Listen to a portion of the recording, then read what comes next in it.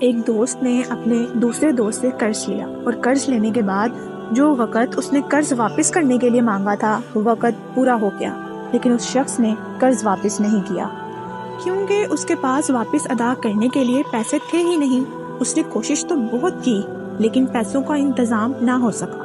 اب وہ دوسرا شخص کیس لے کے عدالت چلا گیا کہ جج صاحب، اس نے تو میرا قرض ادا کرنا ہے لیکن یہ میری رقم نہیں لوٹا رہا۔ جج صاحب نے اس سے کہا کہ تمہارے پاس 30 دن ہیں، تم نے اس کے پیسے واپس لوٹانے ہیں، نہیں تو اس کے بعد تمہارے خلاف فیصلہ ہو جائے گا۔ وہ شخص بہت مایوسی کے ساتھ گھر واپس گیا اور اس نے کیا کیا کہ گھر جاتے ہی اس نے صبح سے شام تک درود پاک پڑھنا شروع کر دیا۔ 1 دن، 2 دن، 3 دن، ایسے کرتے کرتے 27 دن ہو گئے۔ درود پاک پڑھتا رہا اور انتظار کرتا رہا۔ اب پیسے تو تھے نہیں تو 3 دن کے بعد عدالت میں پیش ہونا تھا۔ 27 دن تو گزر چکے تھے۔ 28ویں رات آ گئی۔ 28ویں رات اس کو خواب میں کسی نے آواز دی کہ گھبراؤ نہیں، تمہارا قرض ادا ہو جائے گا۔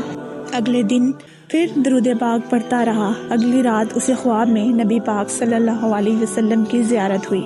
انہوں نے فرمایا، تم گھبراؤ نہیں، تمہارا قرض ادا ہو جائے گا، تم علی بن عیسیٰ وزیر کے پاس جاؤ اور اس کو کہو کہ تمہارا قرض ادا کر دے۔ اب اگلے دن جب اٹھا تو بہت خوش تھا کہ نبی پاک صلی اللہ علیہ وسلم کی زیارت مجھے ہو گئی، لیکن پھر سوچنے لگا کہ اگر میں وزیر کے پاس گیا اور اس نے کہا کہ کچھ ثبوت لاؤ، میں کیسے مان لوں کہ تمہیں نبی پاک صلی اللہ علیہ وسلم نے بھیجا ہے؟ تو پھر میں اسے کیا جواب دوں گا؟ اب یہ سوچتے سوچتے رات ہو گئی، آخری رات۔ اب اگلے دن عدالت میں جانا تھا۔ درود پاک پڑھتے پڑھتے سو گئے۔ سرور کونین صلی اللہ علیہ وسلم نے خواب میں پھر کرم فرمایا۔ آپ صلی اللہ علیہ وسلم نے دوبارہ فرمایا کہ تم گھبراؤ نہیں، تمہارا قرض ادا ہو جائے گا، تم علی بن عیسیٰ وزیر کے پاس جاؤ اور اسے کہو کہ تمہارا۔ لیکن اس بار اس شخص نے پوچھا کہ اگر اس نے مجھ سے کوئی ثبوت مانگا تو میں کیا؟ آپ صلی اللہ علیہ وسلم نے فرمایا کہ تم اسے کہہ دینا کہ تمہارا ایک راز جو صرف تم اور اللہ جانتا ہے وہ اب میرے پاس ہے، وہ یہ کہ تم صبح فجر کے بعد 5000 مرتبہ درود پاک پڑھتے ہو اور تب تک کسی سے بات نہیں کرتے جب تک کہ 5000 مرتبہ درود مکمل نہ ہو جائے۔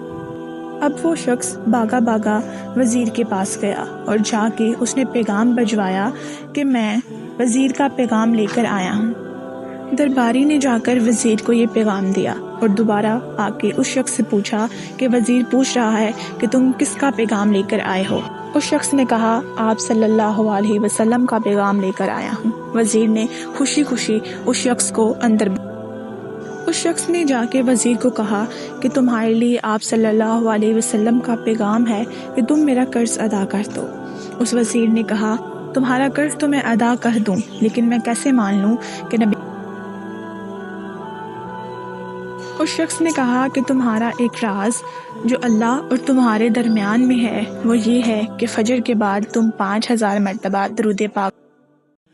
وزیر کچھ دیر کے لیے تو خاموش رہا اور پھر خوشی خوشی پوچھا کہ تمہارا قرض کتنا ہے؟ اس شخص نے کہا 3۔ وزیر خوشی سے بھاگا گیا اور جا کے 3000 دینار کی بجائے 9000 دینار لا کے اس کے ہاتھ میں دے دیے۔ وزیر نے کہا کہ 3000 دینار تمہارا قرض ہے اور 3000 دینار اس لیے دیے ہیں کہ تم نے مجھے اتنی خوشی کی خبر سنائی، اور باقی کے 3000 اس لیے کہ تم اس سے اپنے بچوں کے لیے کوئی کاروبار شروع کر سکو۔ اور آج سے میں تمہارا بھائی ہوں، اگر تمہیں میری ضرورت پڑی تو تم مجھ سے مدد مانگ لینا۔ وہ شخص بھاگا بھاگا عدالت گیا اور جا کر قرض واپس کرنے کے لیے 3000 دینار عدالت میں دے دیے۔ لیکن جب جج صاحب نے پوچھا کہ تمہارے پاس تو کچھ دن پہلے 1 روپیہ بھی نہیں تھا اور اب یہ 3000 دینار کا انتظام اتنی جلدی کیسے کر لیا، تو اس شخص نے کہا کہ یہ واقعہ میرے ساتھ پیش آیا۔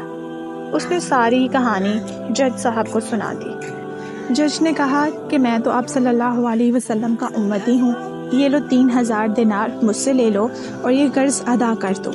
اور جس شخص کا قرض تھا اس نے کہا، میں بھی تو آپ صلی اللہ علیہ وسلم کا امتی ہوں، میں ایسا کرتا ہوں کہ میں یہ قرض معاف کر دیتا ہوں۔ اس طرح اس شخص کے پاس 12000 دینار ہو گیا اور وہ اسے لے کے گھر چلا گیا۔ یہ ہے درود پاک کی فضیلت کہ آپ کسی بھی مشکل میں پریشانی میں ہو تو درود پاک ضرور چاہے وہ قرض جیسی مصیبت کیوں نہ ہو یا کوئی اور مصیبت۔ درود پاک ہماری تمام پریشانیوں کو حل فرما دیتا ہے۔